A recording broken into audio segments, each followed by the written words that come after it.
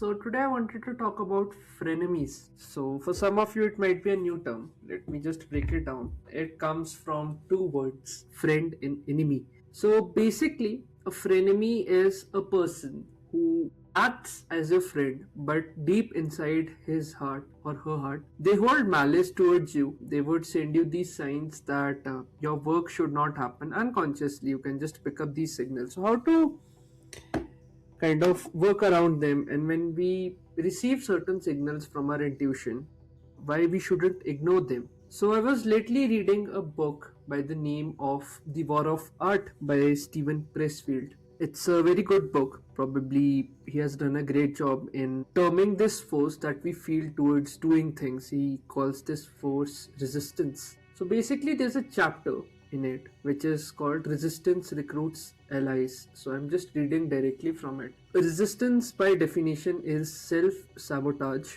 But there's a parallel peril that must also be guarded against, sabotage by others. When a writer begins to overcome her resistance, in other words, when she actually starts to write, she may find that those close to her begin acting strange. They may become moody or sullen, they may get sick, they may accuse the awakening writer of changing, in quotes, of not being the person she was. The closer these people are to the awakening writer, the more bizarrely they will act and the more emotion they will put behind their actions. They're trying to sabotage her. The reason is that they're struggling consciously or unconsciously against their own resistance. The awakening writer's success becomes a reproach to them. If she can beat these demons, why can't they? Often couples or close friends, even entire families, will enter into tactic compacts whereby each individual pledges unconsciously to remain mired in the same slough in which she and all her cronies have become so comfortable.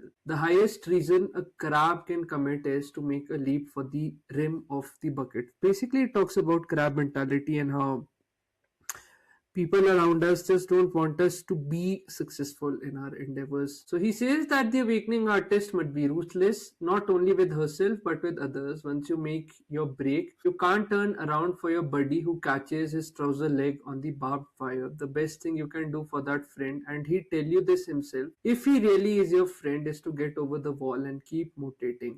The best and only thing that one artist can do for another is to serve as an example and an inspiration. Yeah, so that was an excerpt from the quote. So first, let us define an artist. See, an artist basically just does not mean a painter, actor, writer, whatever it is. You can be an artist in each and every field. I feel an artist is a person who chooses the path of courage to just give expression to what they feel is true to their heart, their own weird inclinations, tastes, and interests. Of course, ethically, I'm not talking you to go on and uh, fulfill your fetishes and things like that. That's like out of the window, because in this book also he talks about lust, but that's a different discussion. But anyhow, the idea is that the more weird your dreams or inclinations are, let's say certain things speak to your own heart, when you start working towards them, you see that often the people who you see are closest to you often become a sabotage to your, let's say, dreams, pursuits, and things like that. So basically, since in Indian societies we are not very close to our parents, who are our next best friends, those are like the people who have grown up in school with us, who might have found us in college and things like that, whom we consider close friends. But essentially, you have also seen a strange thing that, let's say, whenever you're growing up, whenever you're leveling up in life, these people are often the one who makes jokes about your work. So I've had clients coming to me, let's say they nurtured people. There were some musician clients of mine as well. They nurtured these people in these bands, and when those same people went for some different pursuits, upskilling their body, upskilling their speaking, communication, and things like that, those same band members started becoming very insecure and jealous of him, and then they started to just mock him for all these different strengths that he was trying to build himself into. So often these people then become your enemies in one way or another, because they are trying to sabotage your own work, your own unique potential. So see, whatever friends you have gotten in life, they are not the be all and end all of life. They are just random happenings in a random city in this entire globe. You were just born in a random place due to some random forces, and there you got some random people. The thing is, we attach so much emotion to let's say our childhood memories. This friend was close from our childhood and things like that, that we just don't see the true colors, because there's a very predominant thing in the business world. Let's say whenever these CEOs are taking these ruthless decisions, the first training that they're given is just not let their emotions color their perception of reality. See reality as reality, not making 2 and 2 5, but just seeing that 2 and 2 is 4. So having that perspective is very important even with your friends, because when we are not seeing our friends honestly, this also tells us that we are just not also honest with our own lives. We're just having these superficial relationships. See, it's better to have one or two close tight relationships rather than having 100, 200, 300 acquaintances who are just laughing at your work, laughing at if you are putting out any work, if you're trying to grow or upskill in life. They're just laughing at those endeavors, making fun of you, secretly wishing that you may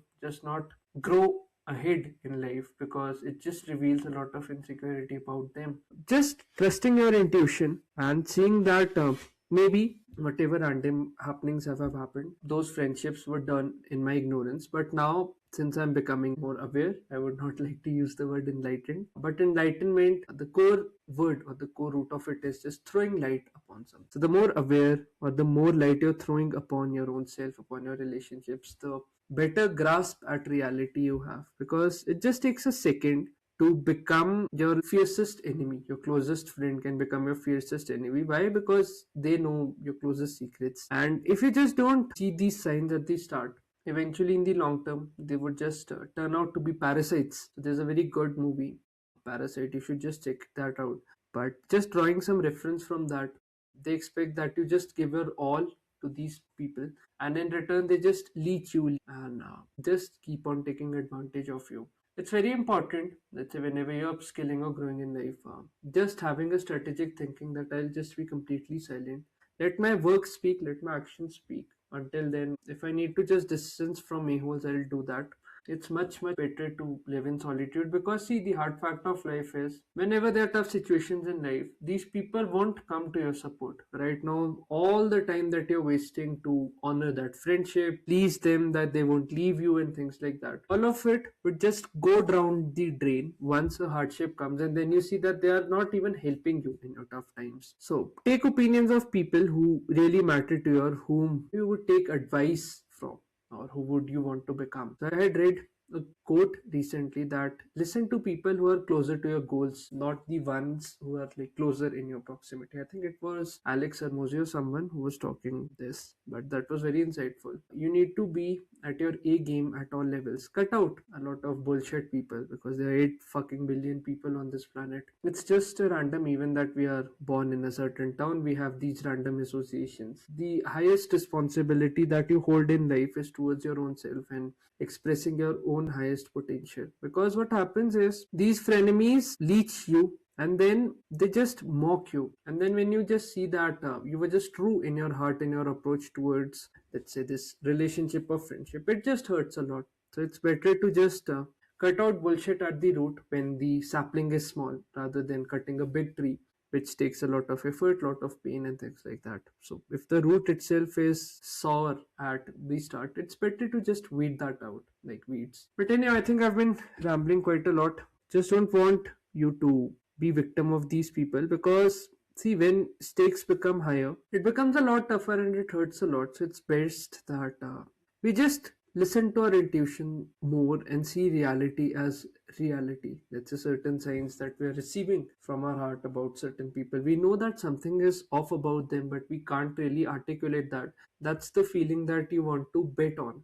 So that's what I wanted to share in this video. Do write in the comment section, what limitations have you broken, what weaknesses are you challenging yourself into, how much work you have done. And I'll catch you in the next video. If you're looking for a one-on-one, feel free to reach out to me via an email. We can work out the logistics. But yeah, just keep on working and you stay awesome. So until then, this is Debu Ki Dastak from Debu Ki Dastak signing off. Cheers and stay awesome. Bye.